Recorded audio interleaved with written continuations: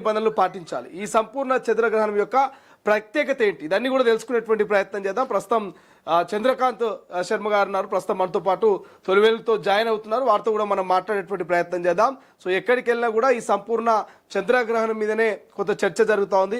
గ్రహణం తర్వాత ఏం చేయాలి, ఎటువంటి నియమ నిబంధనలు పాటించాలి, గ్రహణానికి ముందు ఏం చేయాలన్నటువంటి కొన్ని క్వశ్చన్స్ ఉన్నాయి. సో ఆ క్వశ్చన్స్ అన్ని కూడా చాలా మంది కొన్ని డౌట్స్ ఉన్నాయి.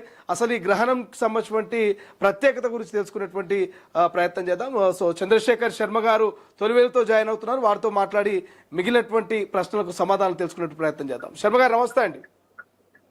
నమస్కారం. సో ఏంటంటే ఈ సంపూర్ణ చంద్రగ్రహణకు సంబంధించి ఒక్కొక్కరు ఒక్కొక్క రకమైనటువంటి డిస్కషన్ చేస్తా ఉన్నారు. సో మీరేం చెప్తారు ఈ సంపూర్ణ చంద్రగ్రహణం విషయం పట్ల ప్రజలు ఎటువంటి జాగ్రత్తలు తీసుకోవాల్సిన అవసరం ఉంది? సంపూర్ణ చంద్రగ్రహణం ఎప్పుడైనా గ్రహణాలు ఏర్పడుతూ ఉంటాయి. ఖగోళ శాస్త్రంలో సైంటిఫిక్ గా చూస్తే గ్రహణాలు ఏర్పడుతూ ఉంటాయి. వాటి వల్ల ఇప్పుడు చంద్రుడు అంటే విశేషమైన ఔషధి గుణాలు ఉత్పత్తి అవ్వడానికి ముఖ్యమైన కారకుడు చంద్రుడు అండి.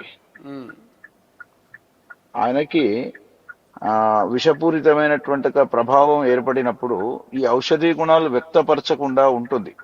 చంద్రుడి యొక్క గాలి కానీ చంద్రుడి యొక్క నీడ కానీ భూమి మీద పడకుండా ఉంటే ఏమవుతుంది, ఔషధి గుణాలు వ్యక్తపరచడం ఉండడం, విషపూరితమైనటువంటి పదార్థాలు ఏర్పడడం అనేది జరుగుతుంది. చంద్రుడు అంటే ఔషధి గుణాలని ఉత్పత్తి చేయించడానికి మూల కారణం.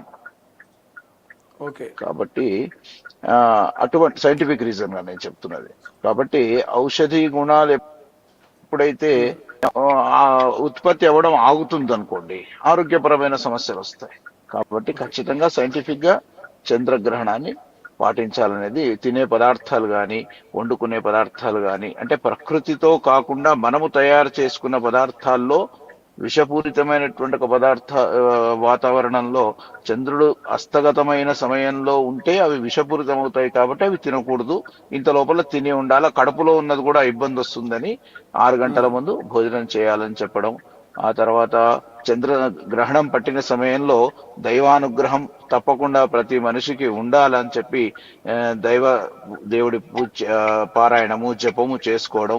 ఇంకోటి, దేవాలయాల్లో ఉండే విగ్రహాల్లో ఉండేటువంటి ఎనర్జీ తగ్గుతుందని, ఆ మంత్రబల శక్తి తగ్గుతుందని ఆ దర్భలు వేసి పెట్టడం, ఆ తర్వాత ఆ దేవాలయాల్ని మూసివేసి పెట్టడం అనేది జరుగుతూ ఉంటుంది అనమాట. అంటే ఒక గ్రహణం పట్టినప్పుడు నెగిటివ్ ఎనర్జీ ఉత్పత్తి అవుతుంది. కాబట్టి అటువంటి ఎనర్జీ ఎవరికి కూడా, ఇప్పుడు భగవంతుడికి యంత్రస్థానమే బలం. విగ్రహం ఎంత పెద్దగా ఉన్నా కింద యంత్రబలమే చాలా గొప్పది. ఆ యంత్రబలం బలంగా ఉండాలంటే మంత్రబలం పెరగాలి. మంత్రబలం పెరగాలంటే ఈ సమయంలో ప్రతి బ్రాహ్మణుడు కానీ వైదిక ధర్మం తెలిసిన ప్రతి మనిషి కూడా ఇంత మంత్ర ఉచ్చారణ అవన్నీ కూడా మంత్రం జపం చేసుకుంటే శక్తి పెరుగుతుంది. నెగిటివ్ ఎనర్జీ అంతా తగ్గి పాజిటివ్ ఎనర్జీ వస్తుంది. కాబట్టి ఈ గ్రహణాన్ని ఆ రకంగా పాటిస్తే బాగుంటుంది. ధర్మ వేదంలో చెప్పింది, శాస్త్ర ప్రమాణంగా చెప్తున్నటువంటి మంచి మాట.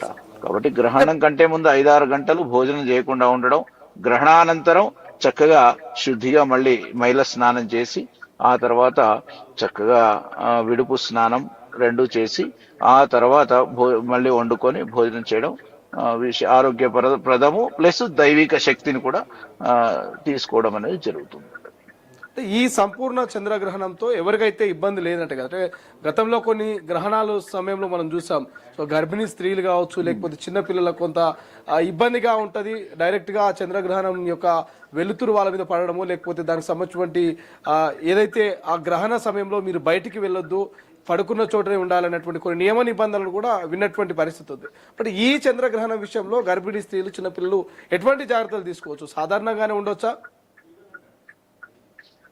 సహజ సిద్ధంగా గర్భిణీ స్త్రీలకు ఎందుకు రిస్ట్రిక్ట్ చేస్తారంటే, ఒక మనిషికి కడుపులో పెరుగుతున్న పిండం అతి సున్నితమైంది. మీరు గమనించండి, వాళ్ళు దబదబ నడవకండి, చేయకండి, అక్కడే తిరగకండి అని చెప్తూ ఉంటారు. అంటే తొందరగా ఎప్పుడైనా చిన్న పిల్లలకు తొందరగా అటాచ్ అవుతుంది ఏదైనా నెగిటివ్ ఎనర్జీ. మీరు గమనించండి, బాగా సౌండ్ చేస్తే కూడా పిల్లలు భయపట్టేస్తారు. మీకు తెలుసు కదా, 2 సంవత్సరాల లోపు వాళ్ళు కానీ 1 సంవత్సరం లోపు వాడు కానీ కడుపులో ఉండే పిండం అంటే చాలా పవిత్రమైంది, చాలా సున్నితమైంది. అటువంటి వాటిపైన నెగిటివ్ ఎనర్జీ పడకూడదు ఎక్కడ కూడా.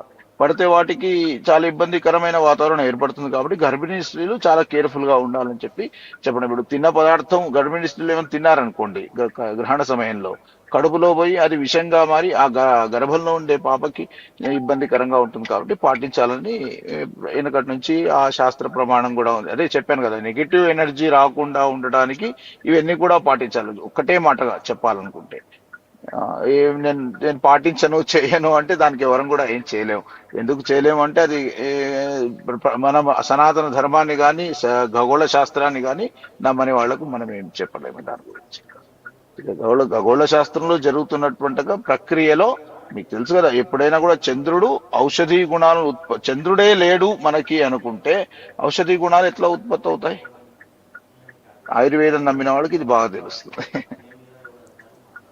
రైట్, థ్యాంక్ యూ శర్మ గారు, చాలా వాల్యుబుల్ అంశాలు చెప్పారు. ఇది ఓవరాల్ గా మాత్రం చంద్రగ్రహణానికి సంబంధించి ఎటువంటి ఇబ్బందికరమైనటువంటి వాతావరణం లేదు, కానీ కొంత విష పదార్థంగా మారేటువంటి అవకాశం ఉంటుంది ఈ చంద్రగ్రహణం సమయంలో. కాబట్టి ఈ గర్భిణీ స్త్రీలు, పిల్లలు వీళ్ళంతా కూడా చాలా జాగ్రత్తగా ఉండాల్సిన అవసరం ఉందంటూ శర్మ గారు చెప్తున్నారు. మరోవైపు ఆలయాలకు సంబంధించి కూడా ఈ గ్రహణ సమయంలో కొంత దేవుడి యొక్క శక్తి తగ్గుతుంది, దేవాలయాల మీద ఆ ఎఫెక్ట్ చూపిస్తుంది. కాబట్టి అందుకే గుడి యొక్క ద్వారములు మూస్తారు. గ్రహణము అనంతరం గుడి యొక్క ద్వారములు తెరిచి గుడిలో మరి మొత్తం పూర్తి స్థాయి ఆ గుడి ఆవరణ అంతా కూడా పరిశుభ్రంగా చేసిన తర్వాత, అక్కడ పూజలు పునస్కారాలు చేసిన తర్వాత, అభిషేకాలు ఇతర అనేక రకాలైనటువంటి మరి దీపార్థనలు చేసిన తర్వాత ప్రజల యొక్క సందర్శనార్థనం, ప్రజల యొక్క వాళ్లకు ఏదైతే భక్తి శ్రద్ధలతో ఆ దైవ